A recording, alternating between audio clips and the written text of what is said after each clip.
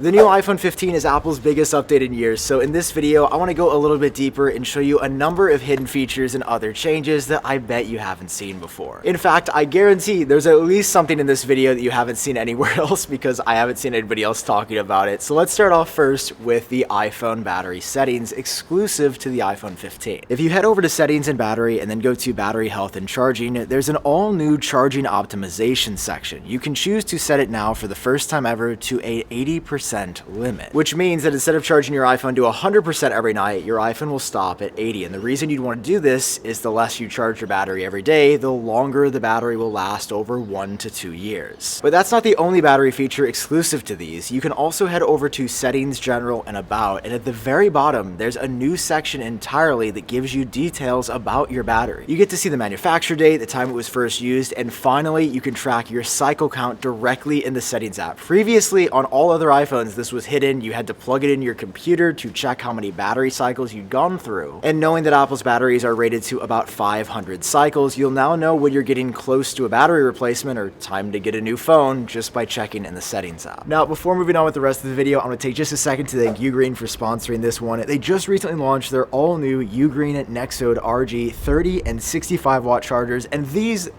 chargers, man, are some of the most unique I've ever seen, actually. Starting off with the super compact 30 watt fast charger, this has GaN technology inside, which means it can charge an iPhone 15 Pro to 50% in just 30 minutes. And for even more power and just a slightly larger design, the high-speed 65 watt fast charging is ridiculous. It can charge an iPhone to 60% in just 30 minutes, and the latest MacBook Air to 70% charge in just 1 hour with this guy. And I say that because of the all-new smart charging status display that really makes this such a unique design. It shows you an eyes and a nose or mouth if the device is actively charging, and just the eyes so you know your device is now fully charged. And the design is functional as well. For example, the detachable shoe pin actually covers and makes the shell flame retardant, giving you extra durability and extra safety during charging to preserve the lifespan of this product. So with the iPhone 15 just launching, this is what I'm trusting to charge my device and make sure it charges as fast as possible. Head over to the link down below in the description to get your hands on one of these products, and a huge thank you to Ugreen for sponsoring this video.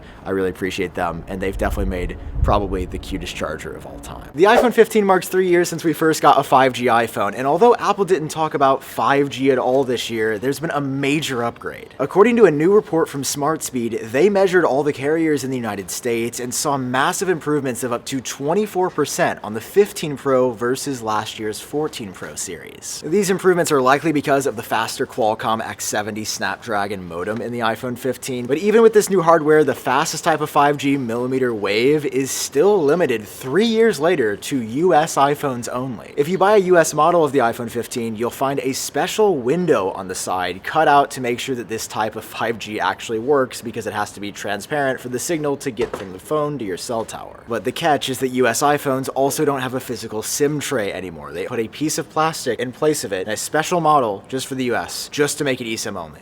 What is the point of that? Why is there a piece of plastic instead of a SIM card in my US iPhone 15? Next up, one of the best new features in iOS 17 is the standby mode, but did you know there's an exclusive variant of standby on just the new iPhone 15 Pro models? On the iPhone 15 Pro specifically, Apple's made the standby mode persistent, so it does not shut off during the day, meaning you can literally use your phone as a clock by itself. On all other iPhone 15 models, standby dims after a few moments, and you'll have to walk near it or press the screen to continuously turn it back on. Weird exclusive feature, but I'm kind of down for it. Moving on from that, USB-C is obviously a huge upgrade this year, and did you know that this USB-C port, because Lightning is no longer here, can actually charge your AirPods or your Apple Watch? If you ever need to top up those devices, just plug USB-C into your iPhone and you'll instantly be able to get some juice from your phone to those devices, which means your iPhone is essentially a portable power bank, and this is so cool. I'm still waiting though on reverse wireless charging, which the hardware is here to support you to set AirPods directly on your iPhone 15 and charge them wirelessly. Apple just hasn't enabled it for some reason. Maybe we'll get it in software this year.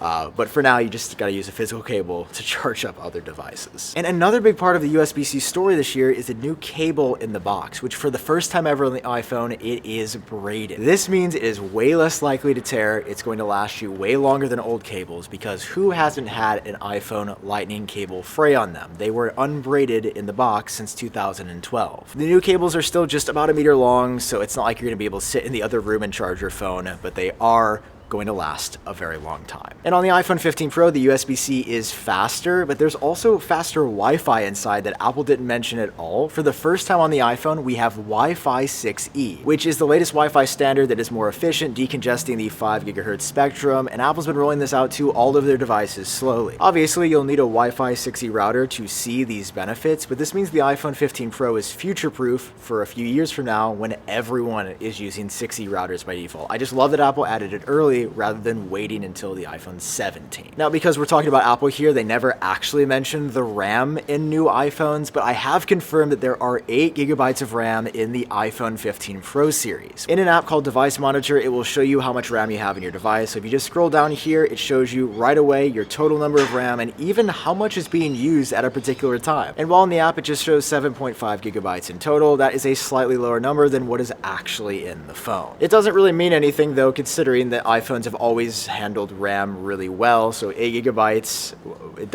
it's here. Cool, I guess that's great. Now, every year Apple promises massive camera upgrades, but this year there actually are a lot, considering that there are now 7 different lenses on the iPhone 15 Pro models. Now, on the back of the phone, there are obviously only 3, but Apple has enabled a ton of different options through software. When you open up the camera app, you can now tap on the 1x to go to a 28mm or 35mm framing. Then there's a 0.5x for an ultra-wide, a 2x telephoto, as well as a 3 or 5x telephoto, which is a total of 7 different framing at full resolution with the iPhone 15. The fact that this is just built in now is seriously one of the biggest camera upgrades ever. And on the main 1x camera specifically, let's say you really like that new 35mm framing. Well, in the settings app, you can now make that the default that your camera will open to. Just scroll down to main camera, you can turn off the additional lenses if you want, or set the default lens to 1.2 or 1.5x. The fact that you can now set a default lens on the iPhone, are we even talking about the iPhone here? Now, speaking of the camera, that's currently what I have my action button set to, but what if I didn't want it to launch to the photo section every time? Just head over to the action button settings, and below the camera section you can choose between photo, selfie, video, portrait, or portrait selfie. And now every time I select portrait